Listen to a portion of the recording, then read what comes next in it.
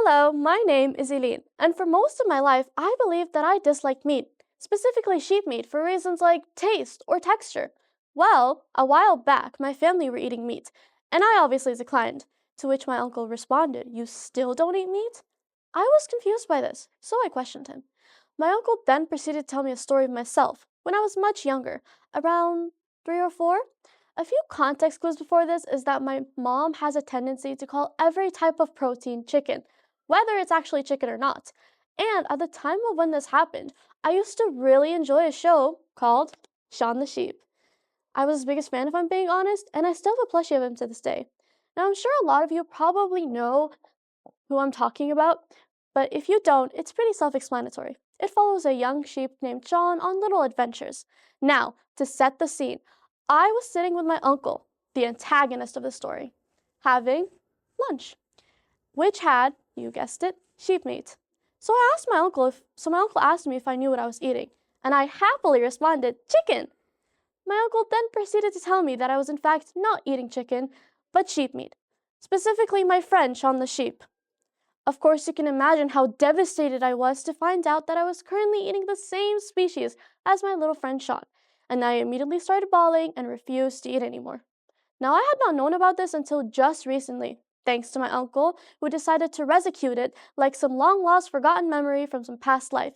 But this shows that even if you don't remember things, they can still affect you, just like how to this very day I still can't tolerate meat. So after hearing the story, I began to wonder, how could something I had no recollection of still affect me?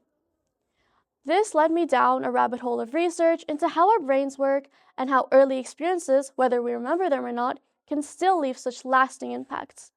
Our brains are constantly forming associations, even at an early age. Research based on implicit memory, a type of long-term memory, and it's known by information that you remember effortlessly and unconsciously, like how to ride a bike. Ever heard the saying, if you learn how to ride a bike once, you won't forget how to even if years had passed? It's my mom's favorite saying. The brain stores these experiences that influence our decisions and our emotions without our conscious awareness.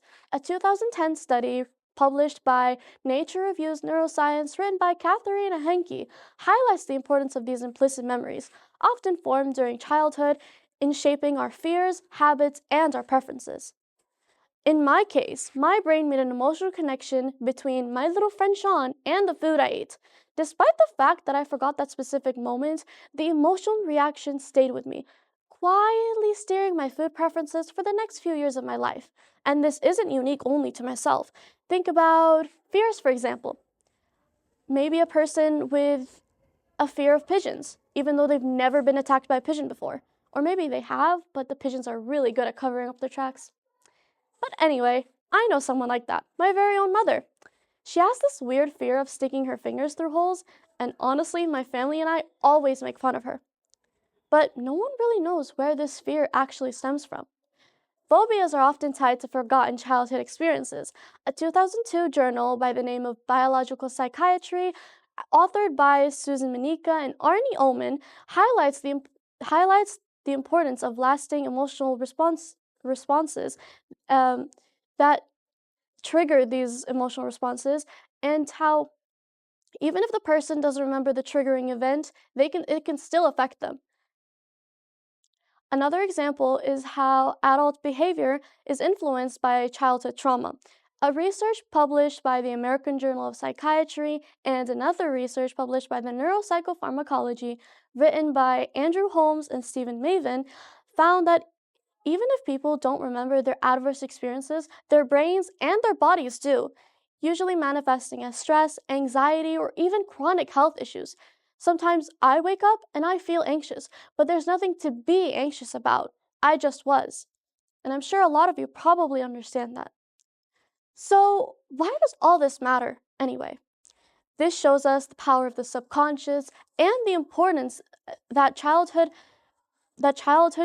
experiences play in our lives. Parents, teachers, and caregivers play an important role in shaping the unseen foundation of our adult selves. And it also teaches us something else, that maybe your fears, your habits, your preferences that you don't quite understand aren't just who you are, they're who you became because of something you can't quite recall. So I leave you with the information that the brain is like a time capsule, storing pieces of your past that you might not even know you carry. So the next time you feel a certain way and can't explain why, take a moment. Maybe the answer lies deep in a memory you've forgotten, but one that still shapes who you are today. Thank you.